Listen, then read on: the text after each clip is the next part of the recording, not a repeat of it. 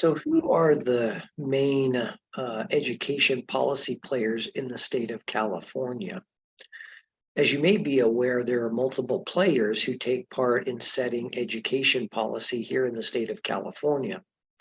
Let's turn first to the California Constitution. If we look at Article 9, its focus is education.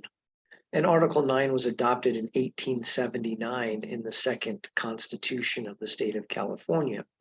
And this particular article contains 16 sections, but we just have to look at a handful of them in terms of the roles of the Superintendent of Public Instruction, otherwise known as the Superintendent or the SPI, as well as the State Board of Education. Now, Section 2 of Article 9 provides that the Superintendent of Public Instruction shall be elected by the qualified voters of this state at each gubernatorial election, and that no SPI may serve more than 2 terms. Section 2.1 of Article 9 specifies that the State Board of Education, upon the nomination of the SPI, appoints a deputy superintendent as well as 3 associate superintendents, all of whom are exempt from the state civil service program and whose terms of office are 4 years apiece. Section 3 provides that the superintendent of schools for each county may be elected by the qualified voters of at each gubernatorial election every 4 years, or that the superintendent for each county may be appointed by the county's Board of Education, and the manner of this selection is determined by a majority vote of the voters in that particular county. Section 3.1 states that the legislature is to prescribe the qualifications required of the county superintendents of schools. Section 5 of Article 9 requires the legislature to provide for a system of common schools by which a free school is to be kept up and supported in each district at least 6 months out of every year.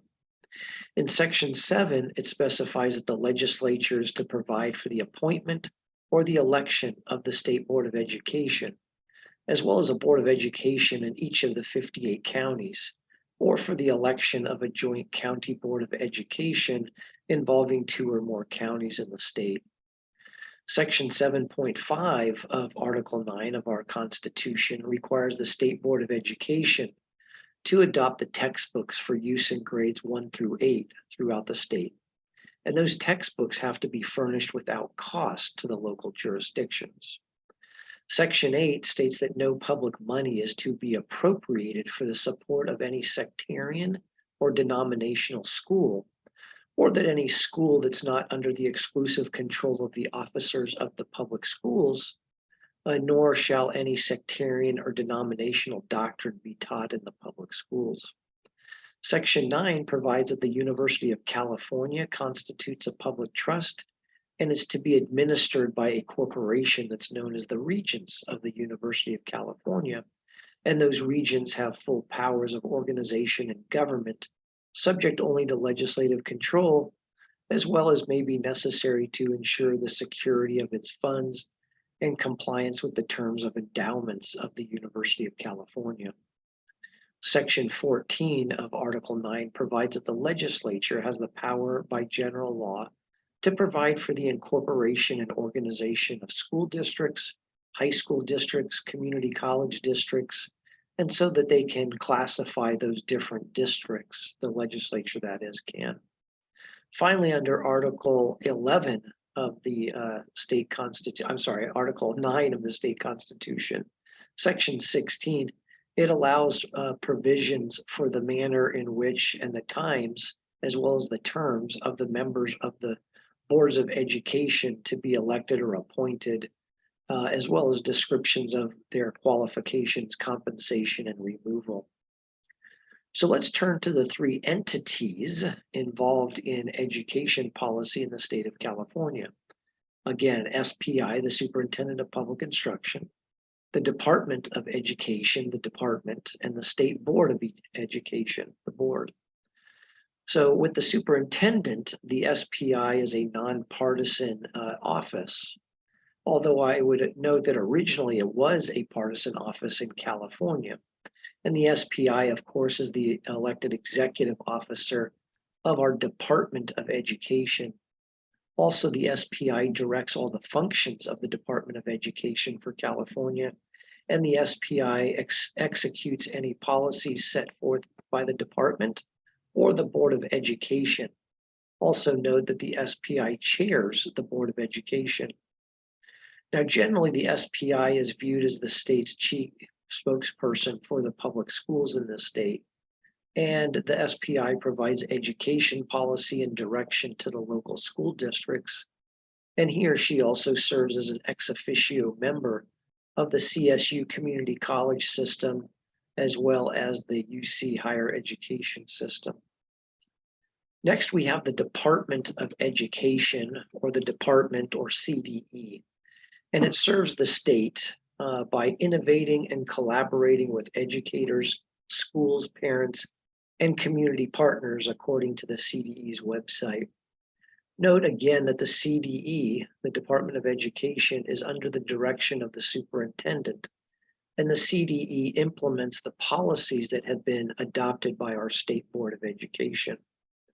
So in terms of the State Board of Education, or the SBE, or the board, this is the K through 12 policy making body for the state of California.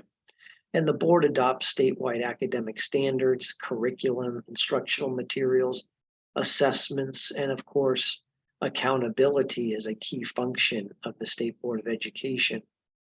It's also the role of the board to adopt instructional materials for use in grammar schools throughout the state. And the SBE, also adopts regulations to implement a wide variety of programs that have been enacted by the legislature. The board also plays a role regarding charter schools and special education. Now, the Board of Education was actually established in 1852. And as I noted earlier, it's found in our state constitution, of course, in Article 9. Moreover, by statute, the State Board of Education is the governing and policy-making body of the California Department of Education. And the board itself is comprised of 11 members. And both our state constitution and state statute, both of them assign the State Board of Education a variety of different responsibilities.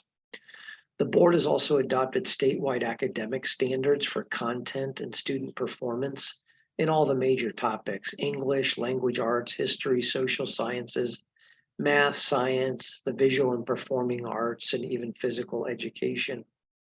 10 of the board's 11 members are appointed by the governor, and they serve staggered 4-year terms. And naturally, they're subject to confirmation by the California State Senate. However, it's not by a simple majority vote. Instead, it's by a 2/3 vote. Also, that vote by the state Senate confirming them has to occur within 1 year of an individual's appointment to the State Board of Education. The 11th member is also appointed by the governor and Senate, subject to Senate confirmation. However, that individual serves a 1-year term and is a California public high school student.